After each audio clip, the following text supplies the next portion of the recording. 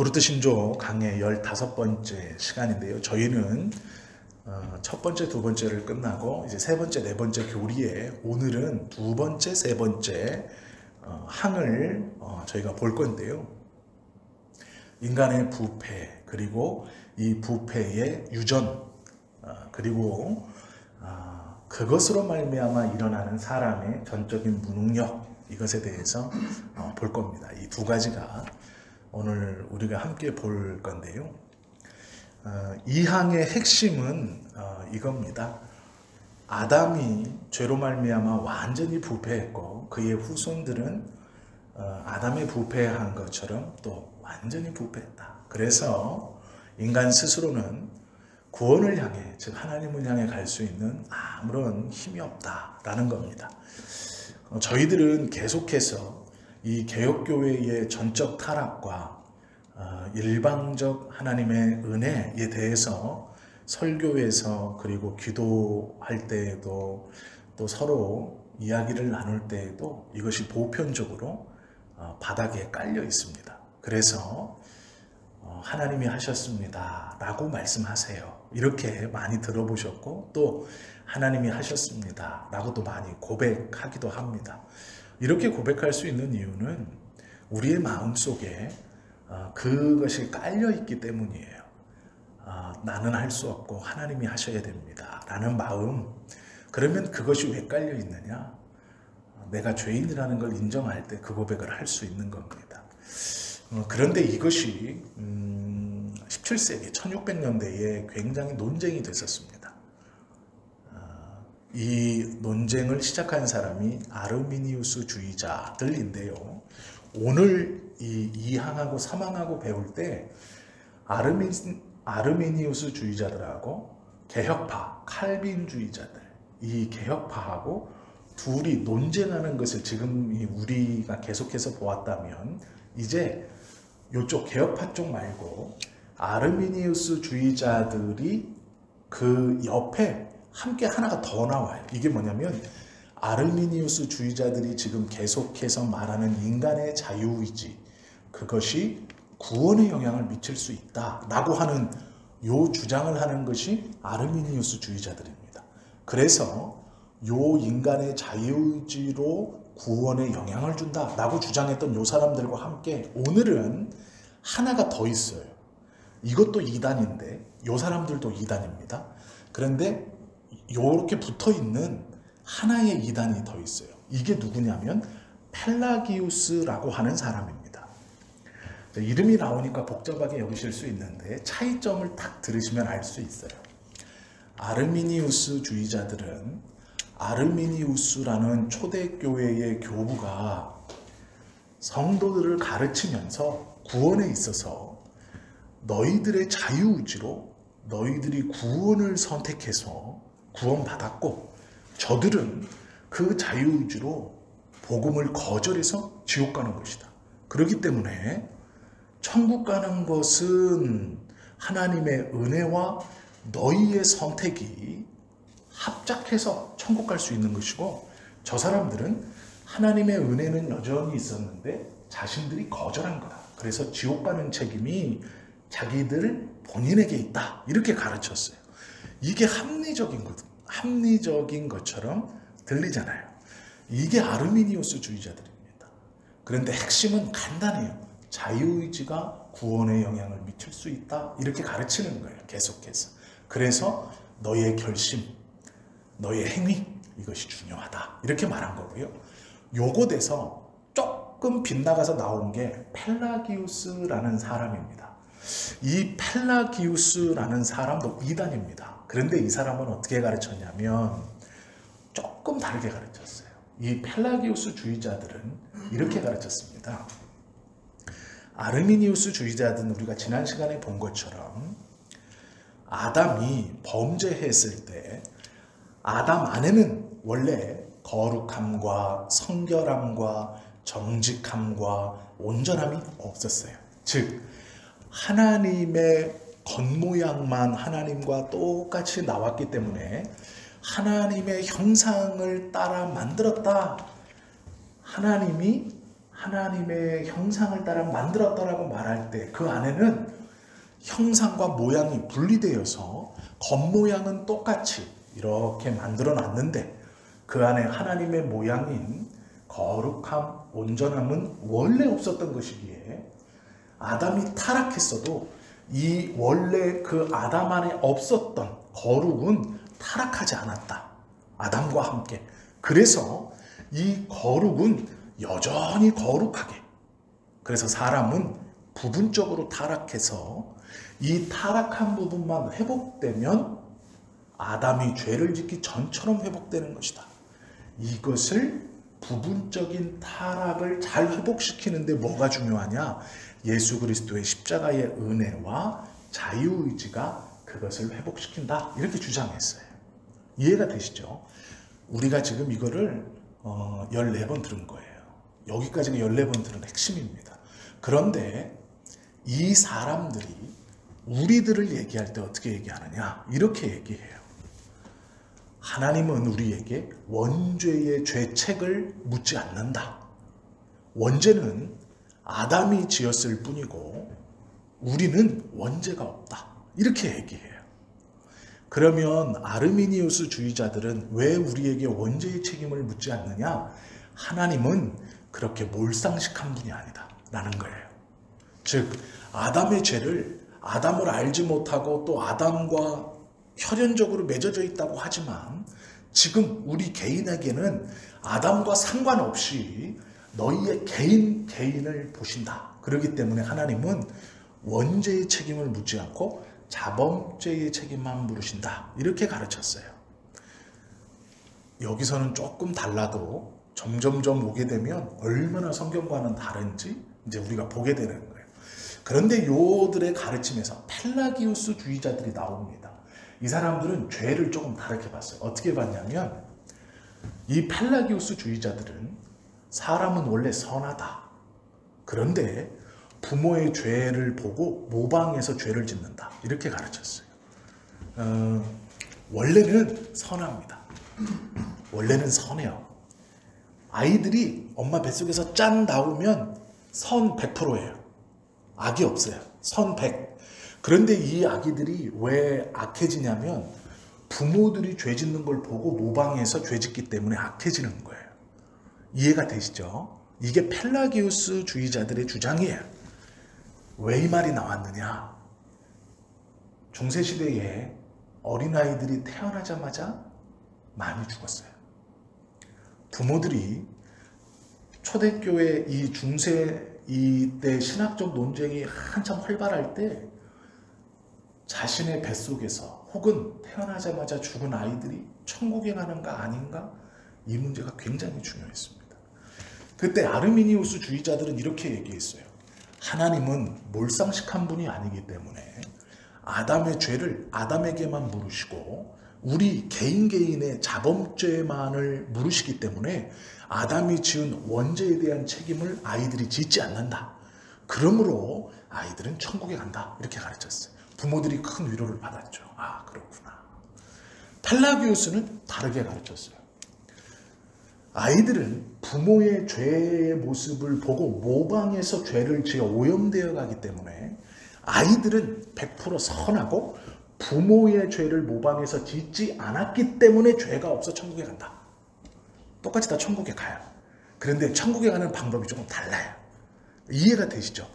아르미니우스 주의자들은 원죄가 영향을 미치지 못하기 때문에 천국에 간다. 펠라기우스 주의자들은 보고 죄를 지을 수 없기 때문에 천국에 간다. 이거예요. 그래서 펠라기우스 주의자들은 선한 아이가 부모의 죄를 모방해서 보고 죄를 지며 죄인이 되어 간다. 이렇게 생각했어요. 그래서 부모가 죄가 없이 온전한 사람이 온전한 아이를 키우면 그 아이는 어떻게 돼요? 온전해져요. 이해가 되시죠? 이게 펠라기우스 주의자들의 주장이에요. 그래서 사람은 선하다. 이게 이제 그 사람들의 주장이에요. 그러니까 아르미니우스 주의자들과 펠라기우스의 주의자들이 조금 달라요. 그러니까 요거를 이제 구별하면 그러면 개혁파, 우리가 지금 보고 있는 이 성경에서 뭐라 부르느냐? 한마디로 사람은 악하다 이렇게 말하고 있어요. 다르죠. 완전히 다른 거예요. 사람은 악하다. 그러므로 지옥에 간다. 우리의 힘으로는 어린아이일지라도 죄를 보고 배우는 게 아니라 원래 악하다라는 거예요. 그러면 왜 개혁파는 이렇게 마음 아프게도 그냥 천국 간다고 하면 좋잖아요. 아니 하나님이 이렇게 해서 아르미니우스 주의자들처럼 원죄를 안 물으시니까 자범죄를 짓지 않았기 때문에 천국 간다. 이래도 천국 가는 거고, 죄를 모방해서 배워서 사람은 선하게 태어나는데 죄를 모방해서 배워서 죄인이 되므로 그 죄를 모방해서 지을 시간이 없었으니까 천국 간다. 펠라기우스 주의자들처럼 아르미니우스 주의자들처럼 말하든 펠라기우스 주의자들처럼 말하든 어쨌든 천국에 가는 거예요. 그런데 개혁주의는 아니다 이렇게 말해요. 좋게 말해주면 좋은데 아니다라고 선언해요. 아니다라고 선언해버리면 듣는 부모도 마음이 아프고 그 부모를 알고 있는 목회자도 마음이 아프죠. 그냥 좋게 말해줄 수 있잖아요. 어차피 아이는 죽었는데 마음이라도 좋게. 근데 아니다라고 얘기해요. 왜 그러냐면 성경이 아니라고 가르쳐요. 아무리 좋게 말해주고 싶고 위로를 아무리 해주고 싶지만 아니다라고 성경이 말씀하기 때문에 아르미니우스 주의자들처럼 펠라기우스 주의자들처럼 그렇게 말장난을 할 수가 없는 거예요. 구원에 있어서는. 그렇기 때문에 성경에서 말하는 것처럼 개혁파들은 아닙니다. 사람은 악합니다. 그래서 우리는 모두 다 죄인입니다. 왜 그러느냐? 그 설명이 오늘 2항과 3항이에요. 도르트 신조는 하나님의 거룩하신 말씀에 기초해서 성경의 말씀대로 원죄의 교리가 우리에게 있다고 믿는 거예요. 우리에게 신앙 고백입니다. 아담의 죄가 우리에게도 그대로 있다. 이것이 왜 중요하냐면 이것을 믿지 않으면 예수님의 십자가도 우리에게 소용이 없는 것이 되어버려요. 이 설명을 해드릴게요. 왜 이걸 이렇게 얘기하느냐. 개혁교회에서 원죄가 뭔지를 알려면 창세기를 봐야 돼요. 다른 성경은 필요 없어요. 원죄에 대해서는. 왜? 죄가 처음 등장하는 게 창세기예요. 그래서 창세기를 봐야 되는데 창세기에서요 아주 중요한 구절이 두 구절이 있어요. 다 아시는 말씀인데 한 구절은 뭐냐면 우리가 우리의 형상대로 사람을 만들고, 이 구절이에요. 자, 여기서 만들어진 사람이 누굴까요? 아담이에요. 그죠? 우리가 우리의 형상대로 사람을 만들고 해서 만드신 사람이 아담이에요. 그러면 이 아담이 선악을 알게 하는 나무의 실과를 따먹고 죄인이 됐어요. 이 죄인이 된 다음에 난 사람들이 있어요. 대표적으로 가인입니다. 대표적으로 아벨이에요. 그리고 가인이 아벨을 죽이고 나서 세 번째 애가 태어났는데 이름이 셋이에요. 그죠? 그런데 이 셋이 태어나자 아담이 내가 하나님이 나를 드디어 용서하셨구나 이렇게 마음을 먹었어요.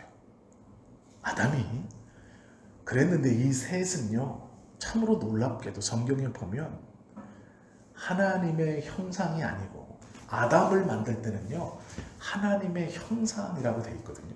근데 이 셋이 태어날 때는 아담의 형상 이렇게 되어 있어요. 이게 아주 중요한 말씀이에요. 하나님의 형상대로 만든 아담은 처음에 죄가 있었을까요? 없었을까요? 없었죠. 하나님의 형상대로 나왔으니까. 그런데 셋은요 아담의 형상대로 나왔대요. 죄 짓고 난 이후에 아담의 형상을 따라 나왔다고 성경이 말씀하고 있어요. 하나님의 형상을 따라 지음받은 아담과 아담의 형상을 따라 지음받은 셋, 나온 셋은 달라요. 죄가 없는 상태이고 이건 아담이 죄를 범죄한 이후에 나온 형상이에요. 이 셋은 이해가 되시죠?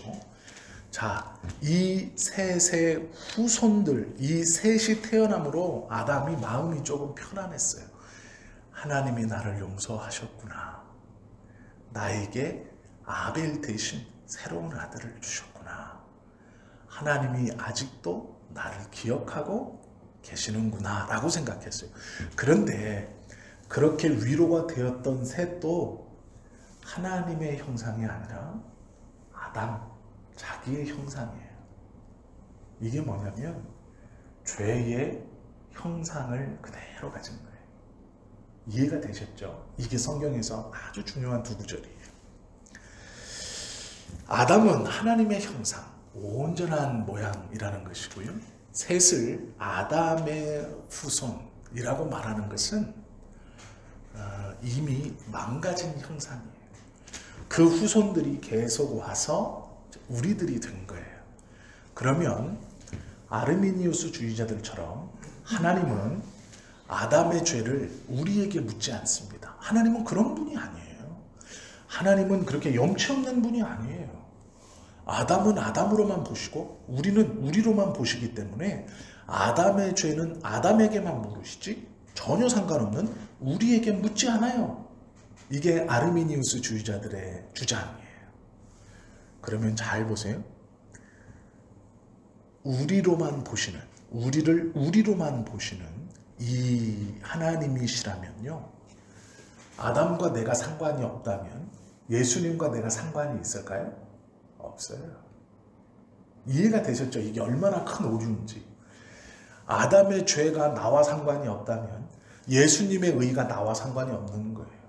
내가 아담을 못 봤잖아요. 아담의 죄가 내게 있다는 걸 어디 기록되어 있냐면 성경에 기록되어 있어요. 그럼 우리가 예수님을 본 사람 있어요? 2000년 전에 계신? 없어요. 예수님이 한국 사람입니까? 아니에요. 예수님이 김혜김 씨예요? 오한이 씨? 아니에요. 동네정 씨도 아니에요. 저하고도 상관이 없어요. 아담이 한국 사람이 아니잖아요. 그래서 나하고 상관이 없다면 예수님도 상관이 없는 거예요. 예수님 유대인이에요. 나하고는 뭐 피 한 방울 안 섞였어요. 아담의 죄가 나와 상관이 없다는 그 말을 믿는다면 예수님의 공의가 나와도 상관이 없어지는 거예요. 아담의 죄가 나와 상관이 있다는 성경의 말씀을 믿는다면 둘째 아담이신 예수님의 공의가 너의 죄를 사했다는 성경의 말씀도 당연히 믿을 수 있게 되는 거예요. 뒤에 것만 믿고 앞에 건 아니다? 누가 말씀을 그렇게 보래요? 그건 잘못 보는 거죠. 하나님의 말씀을 앞에 거는 내가 마음에 안 드니까 아담의 죄가 나에게 유전되었다? 원죄가 나에게 있다? 난 그건 못 믿겠어. 하나님이 그런 분이 아니지. 그렇다면 예수님도 나와 상관없는 분이에요. 하나님의 말씀을 하나는 안 믿고 하나는 믿고 나에게 좋은 거니까 이것은 내가 취하고 저것은 버리고 그럴 수 있는 게 아닙니다. 네 마음에 편한 대로 이것은 받기 싫고 내 안에 원죄가 있다는 거, 나 죄인이라는 거 듣기 싫고, 그러나 예수님의 사랑으로 십자가에서 내 죄가 사했다는 건 나하고 관계 있는 것이고 그것으로 내 모든 자범죄를 사했다는 걸 믿고 싶고, 아니요, 천만의 말씀이에요. 그렇게 안 돼요. 성경은 그렇게 말씀하지 않아요. 이 사람들의 주장이 얼마나 성경과 반대되고 유배적인 것인가를 우리는 알게 될 수 있는 것이죠. 아담은 뿌리이고 우리가 가지이며 줄기예요. 뿌리가 오염돼서 뿌리가 잘못된 물을 먹으면 그 줄기와 잎사귀도 그 잘못된 물을 먹은 것에 영향을 맺게 돼 있어요. 우리는 아담과 떨어져서 따로따로 심겨져 있는 묘목이 아니에요. 아담이 우리의 뿌리예요. 그리고 거기에 붙어있는 가지입니다. 아담이 죄의 물을 먹고 마시면 우리 또한 그 죄의 물을 먹고 마심에 영향을 받고 자라나는 거예요. 그것이 정확하게 성경에서 우리에게 말씀하시는 거예요. 우리는요, 신인류가 아니에요. 아담과 상관없이 새롭게 태어난 사람들이 아닙니다. 성경은 그렇게 말씀하고 있지 않아요. 죄인은 자신 스스로 하나님의 의를 만족시킬 수 없어 제2의 아담이신 예수님께서 하나님의 의를 만족시키시고 그 만족시키신 하나님의 의를 우리에게 선물로 전가 주셨어요. 그래서 우리는 예수님의 의가 나의 의인 것처럼 품고 그 의를 붙들고 살 수 있는 거예요. 그러므로 하나님이 예수님이 만족시키신 하나님의 의를 보시고 우리에게 의롭다 해주시는 거예요. 이것을 은혜라고 말해요. 이것을 깨닫는 것을 복음이라고 우리가 말하고 있는 겁니다. 우리가요, 아담이 한 건데 그걸 왜 저에게 물으십니까? 라고 말한다면요, 예수님이 한 건데 이렇게 말해야 돼요. 그것도 똑같이. 아담이 했을 때 저 그 자리에 없었어요. 그럼요. 예수님이 십자가에 질 때 너 그 자리에 없었어. 이렇게 말하시면 어떡할 거예요? 지금 이 논리가 이해가 되시죠? 아르미니우스 주의자들과 펠라기우스 주의자들은 성경을 자기가 보고 싶은 대로만 보는 거예요. 그대로만 해석하는 거예요. 아담이 범죄할 때 내가 그곳에 있었습니까, 하나님? 내가 있었으면 하지 말라고 했어요. 저하고는 책임이 없는 것이죠. 그럼 하나님이 그러실 수 있어요. 예수님이 십자가에 질 때 너 있었냐? 없었잖아. 너하고는 상관없는 일이야. 그러면 우리는요, 우리의 죄를 해결하지 못하여 멸망으로 가야 돼요. 구원받지 못합니다. 구원해 달라고 하면 안 돼요. 스스로 죄를 해결하지 않고 구원의 자격을 얻었다고 하면 안 돼요. 성경을 자기가 편한 대로 보기 시작하면 결국 자기 모순에 빠져버립니다. 하나님의 말씀을 교묘하게, 누구 듣기 좋으라고 그 시대에 교묘하게 틀어버리면 이 진리의 말씀이 쭉 내려오는 게 아니라 그것을 통해서 다 틀어지게 돼요. 그래서 결국 이단이 되는 겁니다. 내 어떠한 생각을 붙들고 있으면 그것이 하나님의 말씀과 위배되는데도 고치지 않고 있으면 이단이 되는 거예요. 이 한 사망은 우리에게 어렵지 않아요. 우리는 이 바탕을 가지고 있기 때문에 그렇습니다. 시편 51편, 오늘 이 51편 5절에 보면 다윗이 이렇게 고백합니다. 내가 죄악 중에 출생하였으며 어머니가 죄 중에서 나를 잉태하였나이다. 자, 사람이, 한 개인이, A라는 한 개인이요, 처음에 기독교 신앙에 귀의했어요. 그가 말씀을 듣고 예배를 드리고 기도를 하고 성경을 공부하면서 자신의 죄가 얼마나 큰 것인지, 또 그것을 깨달으면 깨달을수록 예수님의 은혜가 얼마나 귀하고 복된 것인지를 이 사람이 이제 신앙의 생활을 하며 연수가 쌓여가며 그것을 알게 됩니다. 깊은 은혜 가운데 그 사람이 알게 되면 이 사람의 입에서 어느 순간 무슨 기도가 나올까요? 하나님, 어제 철수하고 싸웠는데 그 용서해 주세요. 물론 그 기도도 해요. 그런데 어느 순간 그 연수가 쭉 쌓인 이 사람의 기도, 아마 다 경험하셨을 거예요. 그 사람의 입에서 어느 순간 뭘 기도하냐면 우리 교회의 잘못된 것을 용서해 주세요. 즉 공동체의 죄에 대한 고백을 자기가 하고 있어요. 어떠한 사회적 큰 흐름의 죄에 대한 고백을 자기가 하고 있어요. 이 사람의 죄에 대한 고백이요, 점점 넓어져요. 자기 개인의 죄를 더 깊게 자세하게 기도하는 것뿐 아니라, 그건 물론이고요, 자기가 속한 공동체의 잘못됨과 공동체의 죄에 대한 기도, 그리고 다른 이의 모습 속에서 보여주는 죄에 대한 기도를 자기가 하고 있어요. 그리고 결국 그 죄를 보고 하나님, 내 죄입니다 라고 고백하는 모습을 보게 돼요. 이거는 우리가 경험적으로 다 아는 거예요. 우리의 마음이 성령의 감동 가운데 들어가면 어떠한 일이 벌어지느냐? 내 죄뿐만 아니라 공동체의 기도, 자기가 속해 있는 교회의 잘못됨에 대한 기도, 하나님의 말씀에 순종하지 못하는 것 같은 교회의 모습들을 자기가 회개하기 시작해요. 하나님 앞에. 그리고 다른 형제나 다른 자매에게서 보여지는 잘못된 죄악의 모습들을 자기의 죄처럼 기도하기 시작해요. 그리고 결국 이 사람의 기도가 어디까지 가느냐? 예수를 십자가에 못 박은 그 죄의 기도까지 가요. 우리는 경험적으로 이걸 다 알아요. 내가 하나님 앞에 은혜를 경험하고 그 기도를 쭉 하다 보면 모든 이들의 기도에 공통적으로 드러나는 한 가지 기도가 뭐냐면 예수 그리스도를 십자가에 못 박음이 우리의 죄라는 것을 고백하게 돼요. 그곳에서 나의 죄를 용서해 주십시오. 아니 그 자리에 없었다니까요. 당신은 그 자리에 없었어요. 예수님이 십자가 질 때. 근데 지금 2000년 뒤에 이곳에서 기도하고 있어요. 하나님 그 죄가 나의 죄입니다. 나의 교만함 때문이고요. 나의 불의함 때문이고요. 우리의 불의함 때문입니다. 이렇게 기도하는 자기 자신을 보게 돼요. 시편 51편 5절이요. 다윗의 이런 고백이에요.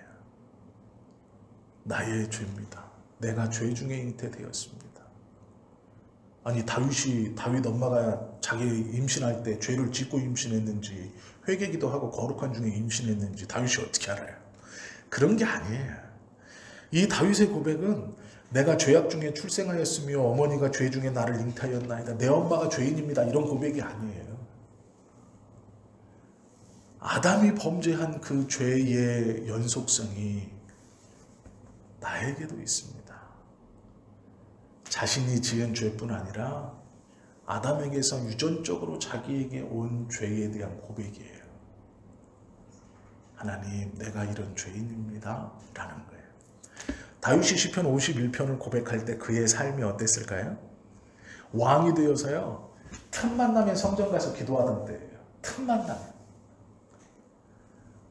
아침에 좀 비가 오면 이제 우리말로 이런 거예요. 일어났는데 비가 오면 교회 가서 하나님 비가 오니까 농작물이 풍성하고 뭐 이제 내일이면 초목이 다시 척척척척 일어날 것이고 이럴 때예요. 해가 쨍쨍하면 성전 가가지고 하나님 햇빛이 이렇게 딱 좋네요. 뭐 이럴 때예요. 지금 다윗이 51편 고백할 때는 왕권도 평안하고 뭐 그 시대의 다윗은요 하나님 앞에 정말로 이 우리 표현으로 영빨이 살아있을 때예요. 영빨이 살아있을 때.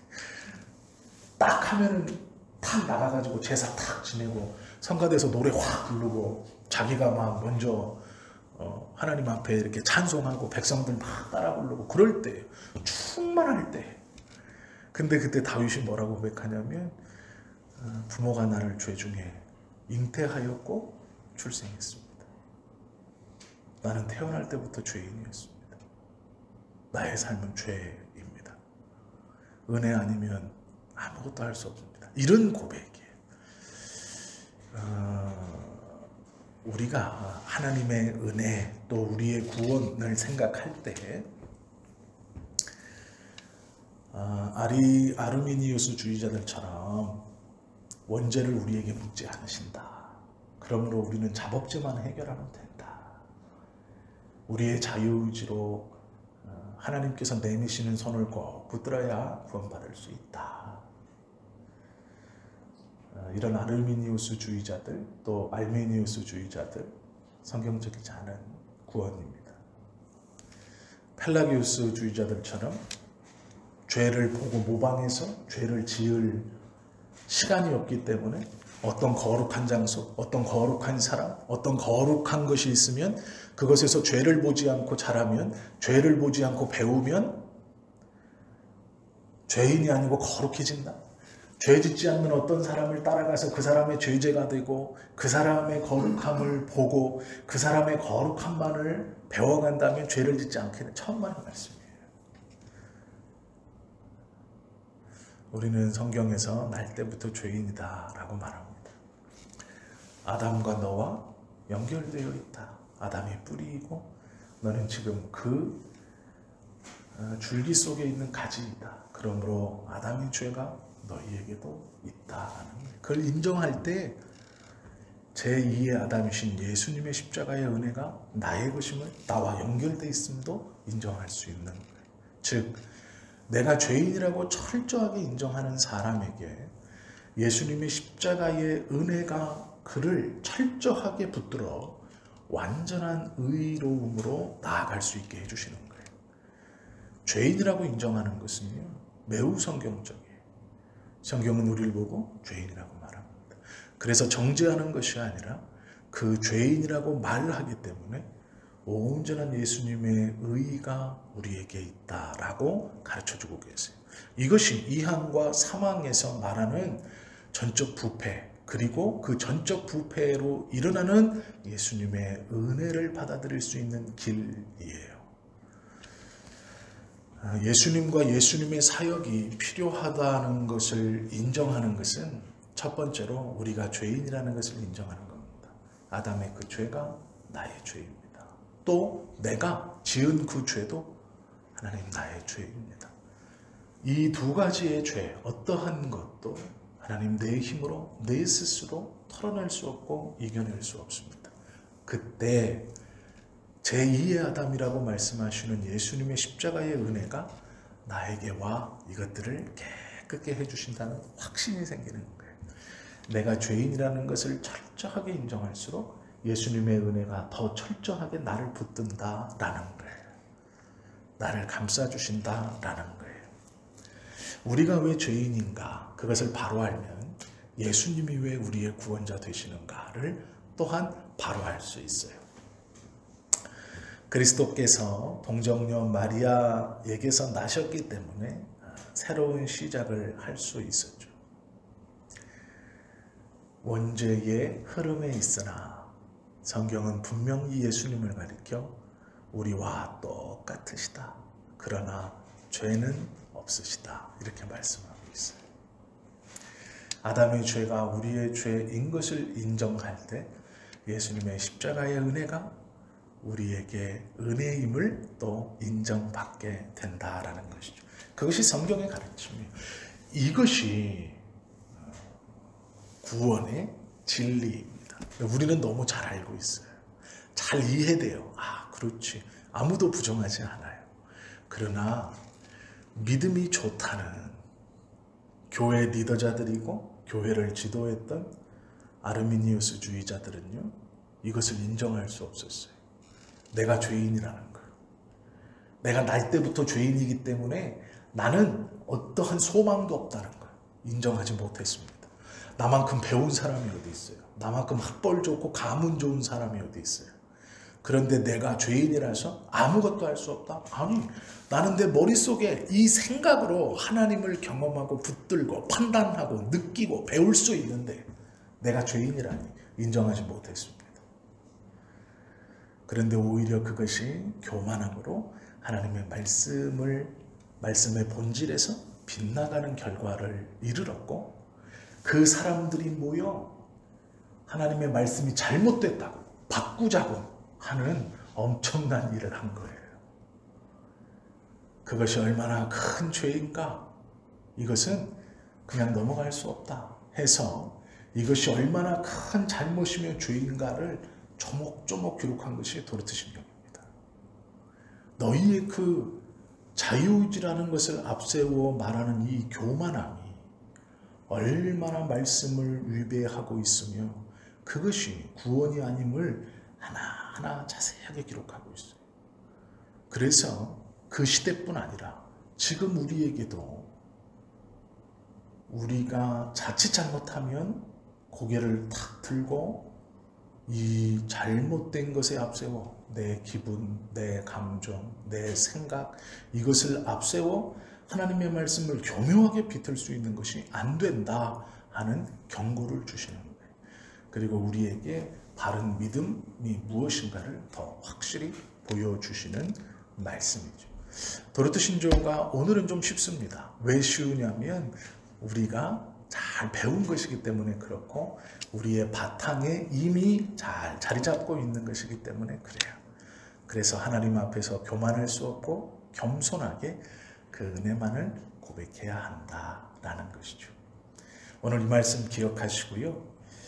우리가 왜 죄인인가 이것을 바로 할 때 예수님의 은혜가 왜 죄인인 나에게 이렇게 크게 작동하시는가를 또 바로 알 수 있어요. 그걸 누리면서 살아갈 수 있습니다. 이 은혜를 누리며 살아가시는 우리 모두가 되시기를 예수님의 이름으로 축원합니다. 기도하겠습니다.